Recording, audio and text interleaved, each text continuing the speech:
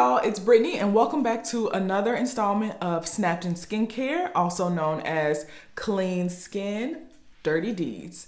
This week's story is all about Mrs. Susan Wright, also known as the Blue-Eyed Butcher. Now, if you want to hear all about this crazy story and how this woman got her name, stay tuned.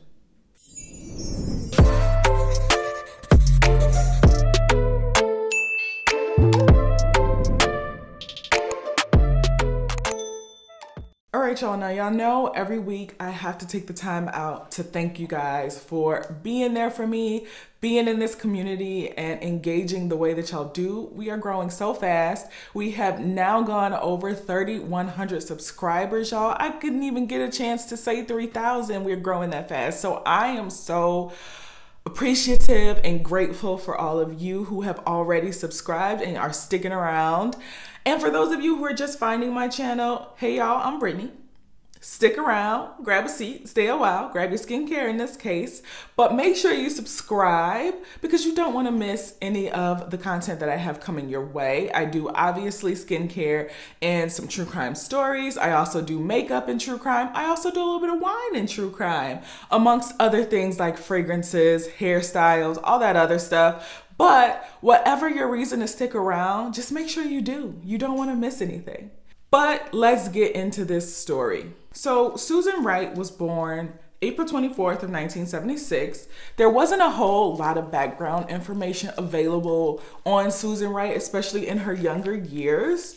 But we know at around age 17 or 18, Susan started working as a stripper at a place called the Gold Cup, and she did that for about 2 months. Now, after working as a stripper for a short period of time, she got a job as a waitress, and this is where she met her husband, Jeffrey Wright. Now, Jeffrey was a very successful businessman, but his friends also said that he was a very successful man with the ladies as well. He was charming, he was kind, all the things that I guess women in Galveston were looking for. Now, his friends also said Jeffrey liked to party. He especially liked strip clubs, and they noticed that when he met Susan and they got together, she really started to even him out and calm him down. And it calmed down even more for him when they ended up starting a family together. So shortly after meeting, they got pregnant, and the year after that, they ended up getting married. And at this point, Jeffrey was 30 years old and Susan was 22. So there was an 8-year age gap between the two. And from their first pregnancy,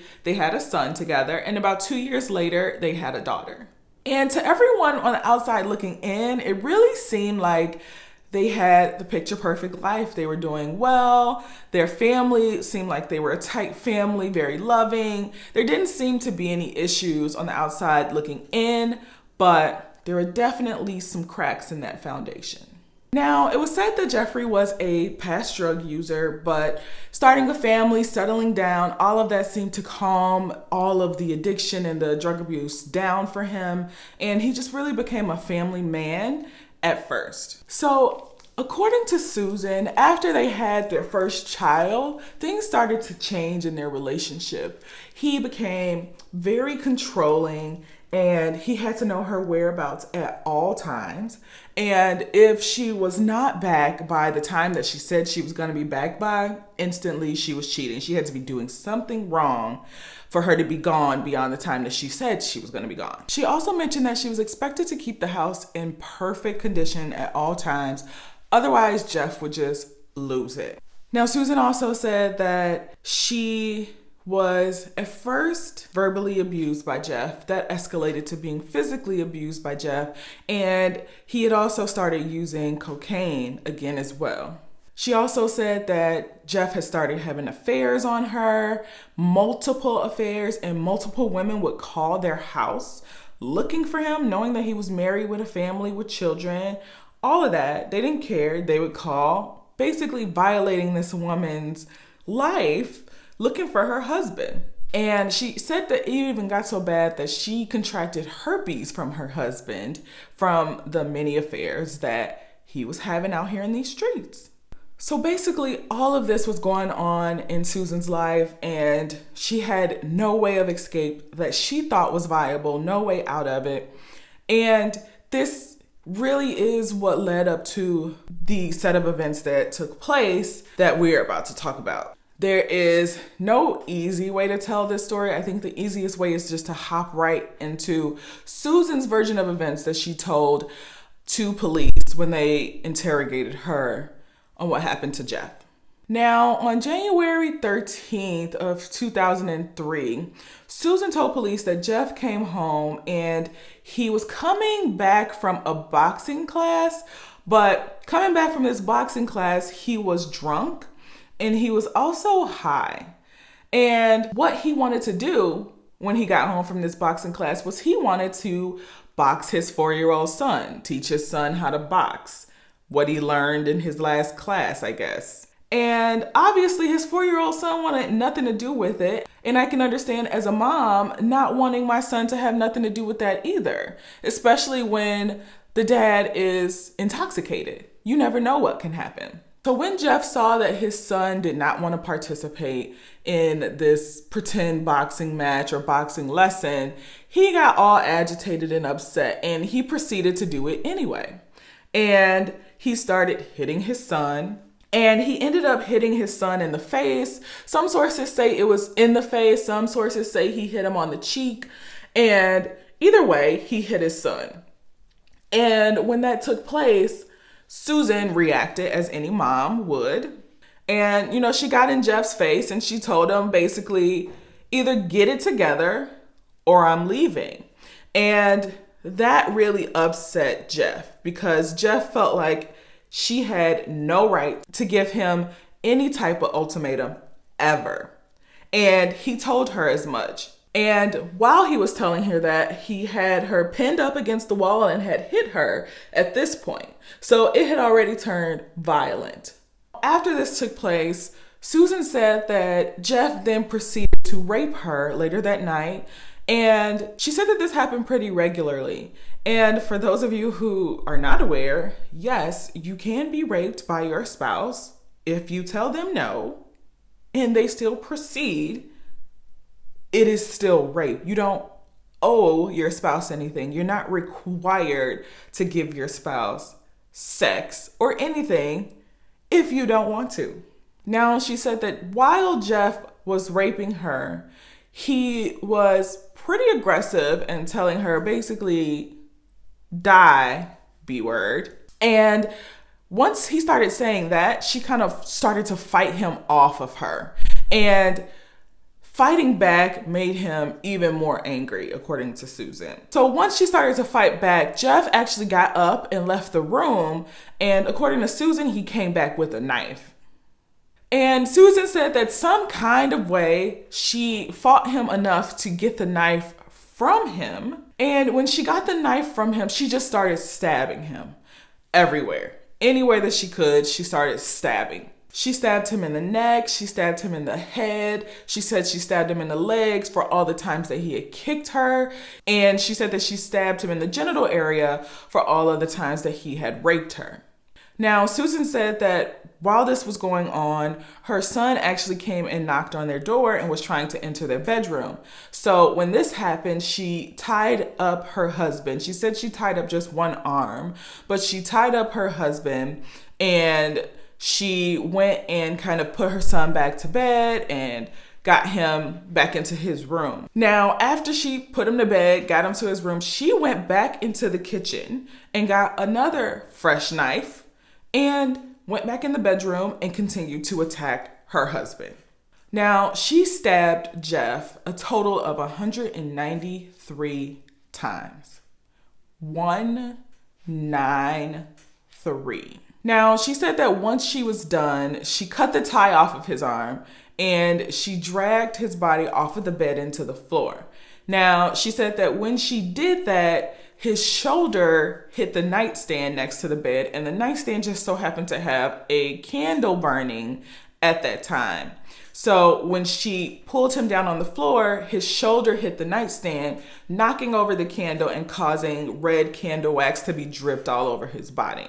Now, this is an important point because it'll come up again in the trial. Now, after she got him onto the floor, she said she wrapped him in like the bed sheets and the bed linen and went outside and got a dolly and put his body on a dolly and managed to get him outside into their backyard. Now, at this point, she's outside in the backyard. They were actually going through like renovating the house and doing things in the backyard. So Jeff had actually recently dug a hole underneath their foundation and he was planning to install a fountain there. And this hole was the perfect opportunity to hide a body, right? So she took Jeff's body and put him into this hole that was dug for renovations. Now, she said that after she did this, she still came back into the house, sat on the couch with a knife, and she waited for Jeff to come back in and kill her. She thought that he was still somehow going to come back to life after being stabbed 193 times and get her. Now, after this point, for about 6 days, Susan says she doesn't remember anything that took place in those 6 days after the attack. But she did say that she cleaned up the house, again, because she felt like Jeff would be super upset to see the house in such disarray. Now, after a few more days passed, so now we're at about 8 days after the actual attack took place, Susan calls her mother and confesses to her mother what happened. And her mother in turn contacts attorneys, not the police, but attorneys, to come over and talk to Susan. So the attorney comes over to Susan's house and Susan confesses to the attorney of what she did. Now, it was said that the attorney had Susan committed to a mental hospital before contacting the police so that they couldn't arrest her right away. But after the attorneys contacted the police, a few days later on the 24th of January, Susan turned herself in to authorities. The attorney was the one who told police where they could find a dead body, but the attorney would not give any other information outside of the location of the body. When police found Jeff, he was partially buried on their property, and apparently the dog was left out in the same area as where he was buried because the dog had managed to get to Jeff's body and unfortunately had removed one of his hands, I believe, during the time that they were out there in the same area together. Police reported that there were still neckties on his wrist and there was still a bathrobe sash around his ankles. They also found wax, candle wax, on his body, specifically on his butt, his thighs, and his genital area. They also found a small hunting knife that was stashed in a flower pot on their backyard, and they found that the tip of this small hunting knife was broken off.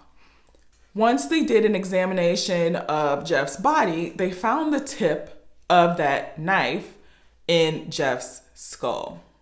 Now, the trial for this case actually began on February 24th of 2004. And this is where we get the story from the evidence that police found, according to the prosecutors. Now, the prosecutor for this specific case was none other than Miss Kelly Ziegler. And if you are a true crime buff, you know who this woman is.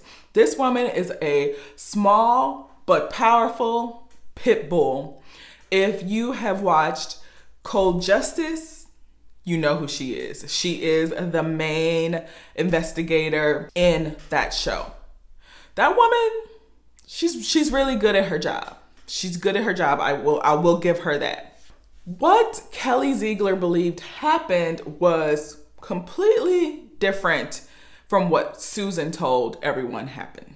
Now, I did have to side-eye Miss Kelly for a little bit with some of these claims that she was making and statements that she was making throughout the trial. She basically believed that Susan was never abused at all whatsoever. She said that there was never any reports, never any evidence of abuse. She never took photos. She never told anyone in confidence about it. So she didn't believe that she was abused. Now, I am not one to side on not believing a victim. So I personally, as a prosecutor, would have never made that claim that she was never abused, because you don't know. There are women who never come forward, women who never speak up on their own behalf, women who never are seen with bruises and, injuries because their abuser knows where to place them.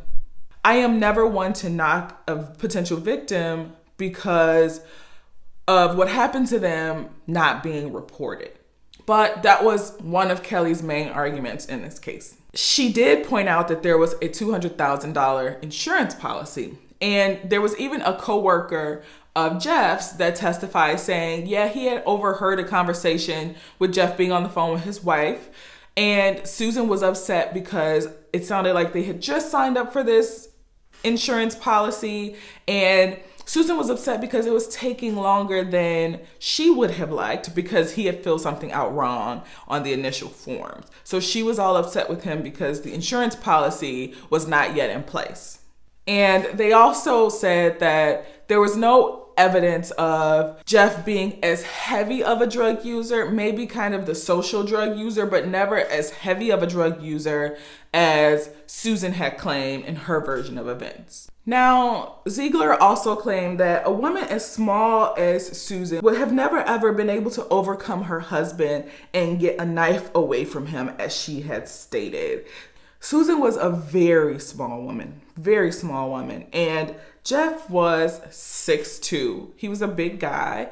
He was muscular, and it just didn't make sense that she was able to overpower her husband and get a weapon away from him, tie him up without him fighting back at all. What Ziegler said actually happened was Susan had made Jeff a nice dinner, and he had come home intoxicated and didn't want the nice dinner that she took her quality time to prepare. And this pissed off Susan. And she had a plan of seducing her husband, basically. So she lit candles, she got all sexy for her husband, and she did this so that she could tie him up. Now, in Susan's story, she said she only tied him up once the son came to the door. Ziegler felt like this was all a part of her seduction plan.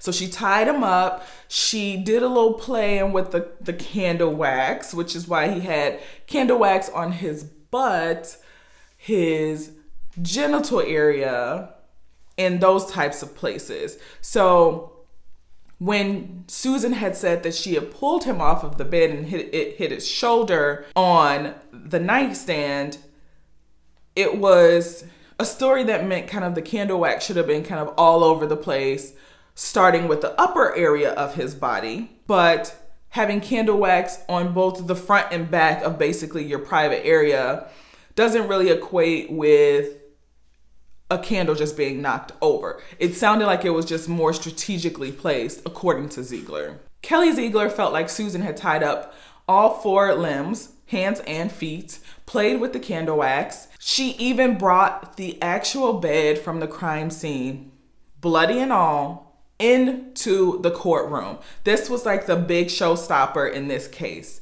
She brought it into the courtroom and she reenacted what happened on the bed from the crime scene, blood and all. But basically what she did was she was trying to prove that what Susan was saying was just not possible. So she literally had her coworker get on top of her and act out what Susan said was happening on this bed from the crime scene. And of course, Susan was crying the entire time that this took place.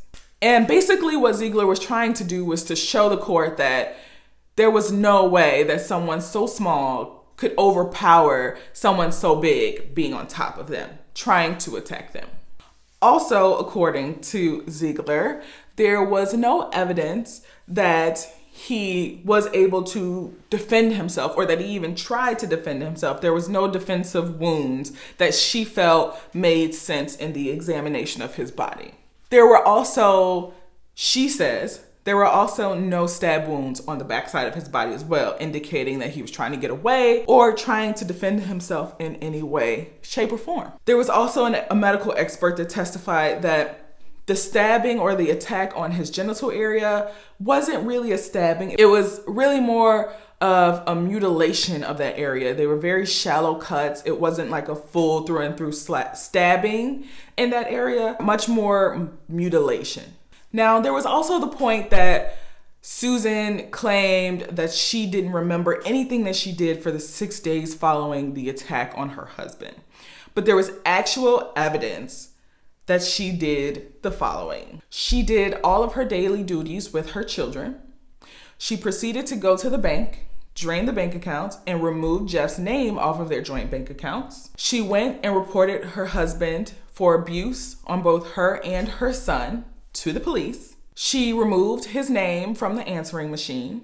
She cleaned and painted the entire house.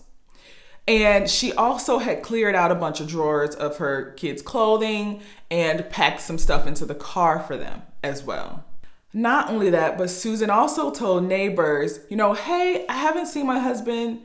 Can you let me know if you see him at all? I'd like to know if he's coming back. She also called Jeff's own mother and told her, Jeff, he got angry. He was high off cocaine and he got super angry and he just took off.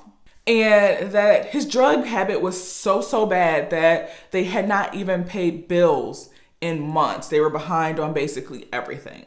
So according to Ziegler, all of this felt like she was preparing to move forward as if nothing happened and Jeff just took off and preferred drugs over his family life. The jury believed the events that were put in front of them by the prosecution. They did not believe Susan. And after about 5 hours of deliberation, they found her guilty, and she was ultimately sentenced to 25 years in prison for the murder of her husband, Jeff Wright. Now, her first appeal was filed in 2005 and it was denied. Now, that was until a couple years later in 2008, there was an attorney that was present when her first case took place. He was just a spectator in the courtroom at the time, but he approached her in 2008 saying he'd worked the case for her. He believed that she was innocent, and he believed that there was more information and evidence that was not put forth in her original case. In the appeal for her case in 2008, they made the argument that she had ineffective counsel. She was actually able to win a resentencing of her conviction. So this is where Misty McMichael comes in. Misty McMichael is married to ex-NFL player, and I believe he is a Hall of Famer, but Stephen McMichael. Before she married Stephen McMichael, she was the fiance to Jeffrey Wright. Now, she never married Jeffrey Wright because before they got married, he had gotten so abusive, according to Misty, to her that she went to police, filed a report against him for abuse, and he was actually convicted. He took a plea deal for the case that Misty brought against him. Now, they also presented some additional evidence during this resentencing hearing. Now, what they said was the ME actually found so much cocaine in Jeff's body that it hadn't been digested yet. It hadn't been metabolized or broken down yet. It was still in the body as cocaine. So, needless to say, he was heavily intoxicated. And they also presented evidence that the ME did actually find wounds on his forearm, his back, and the back of his legs, indicating that those were defensive wounds and he was trying to defend himself in the attack. So that led to the notion that he was not completely tied up while this was taking place. So essentially, from all of this new evidence being put forward and the new witness being Misty McMichael, establishing his previous background as an abuser, she was able to get her sentence reduced from 25 years to 20 years. Now, she was up for parole, and in 2014, she was denied. She was denied again in 2017, and finally in 2020, she was actually granted parole and released on December 30th of 2020. At the time of her release, she was 44 years old. And her kids had actually been adopted by Jeff's brother while she was in prison. All right, y'all. So that is the story of Susan Wright, also known as the Blue-Eyed Butcher. So now we know how she got her name. She got her name because she stabbed her husband 193 times. I understand if she was an actual battered woman, which there is no evidence to say whether or not she is. There is evidence proving that he was an abuser in the past. But if she was a battered woman, I do understand that sometimes those types of things happen in order to escape your abuser. Sometimes it has to get violent. I don't condone it, but sometimes that is what it takes to get away. And I can understand that. What I can't understand is her taking a break to go put her son back to bed, getting a fresh knife, and then coming back to keep it going. That I can't understand, because at that point, you grab your son and you get up out of there. You grab your son, your daughter, you get up out of that jam. That is your chance to go. There is no reason for you to go back and continue. That's just my view on it. I want to hear y'all view in the comments down below. Let me know what you think about Susan Wright. Let me know, do you think she was justified? Do you think there's a point where she just crossed the line of self-defense? Or the reaction of being a battered woman, an abused woman? Let me know down below what y'all think. But yeah, that is this week's daytime skincare routine. This week's mask was one of my all-time favorites. Y'all know I love Tatcha, but it is the Tatcha Violet-C Radiance Mask.